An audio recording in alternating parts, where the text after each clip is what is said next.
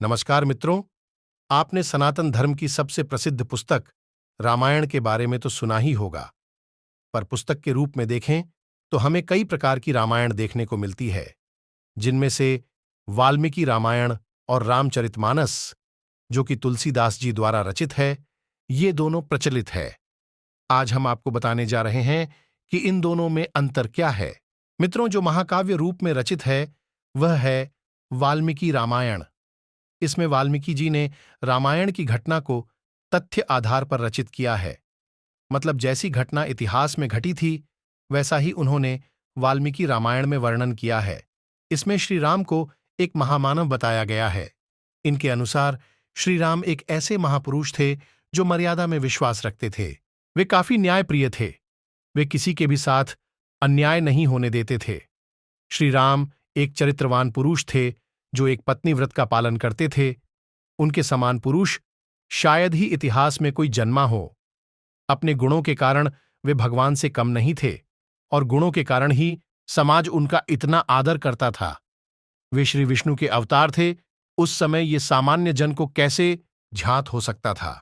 उनके अवतार का मुख्य उद्देश्य समाज में एक आदर्श प्रस्तुत करना था, जिससे भविष्य में आदर्श की भावना व्याप्त रहे।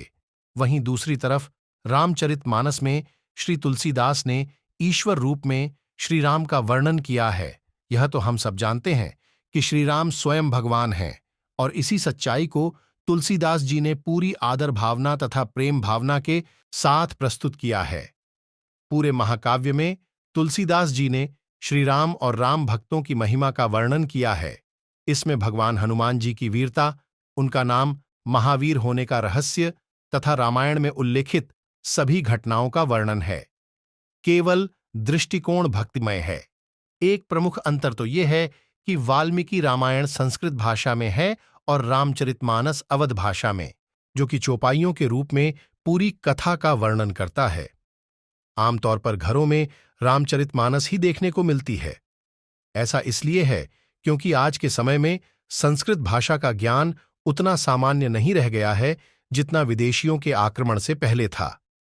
भाषा का अपना महत्व तो है ही, पर उससे कहीं अधिक महत्व है हमारे दिलों में श्री राम के प्रति प्रेम और भक्ति भाव का।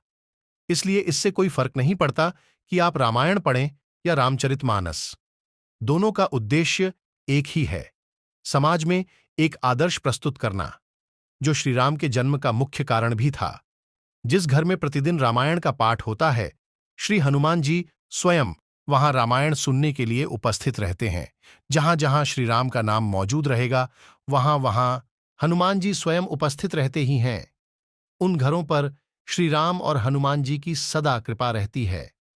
श्री राम के नाम का जाप करने वाले तथा उनके द्वारा सिखाए गए चरित्रों का अपने जीवन में पालन करने वाले व्यक्ति से श्री राम और हनुमान जी काफी प्रसन्न रहते हैं तथा ऐसे भक्त को कभी किसी कष्ट में निसहाय नहीं छोड़ते। उस पर सदैव अपनी कृपा रखते हैं। आज के समय में लोगों के पास यह महाधर्म ग्रंथ पढ़ने का समय नहीं होता, पर अगर गौर किया जाए तो समय तो काफी होता है, पर वो सारा समय मोबाइल व व्यर्थ के कामों में बिताना पसंद करते हैं। खुद सोचिए, जिस समय को हम मोबाइल चलाने, वीडियो देखने या व्यर्थ की बातें करने में बर्बाद करते हैं, क्या उसे ही हम पढ़ने में सदुपयोग नहीं कर सकते हैं। बस आवश्यकता है समाज में भेड़ चाल से दूर हटकर खुद को पहचानने की, इस सृष्टि के रचयिता श्री राम का स्मरण करने की। सच्चाई का अनुभव होते ही आप समझ जाएंगे कि आपके जन्म का उद्देश्य इसे व्यर्थ गंवाना नहीं है, बल्कि एक उच्च लक्ष्य को प्राप्त करना है। जय श्री राम।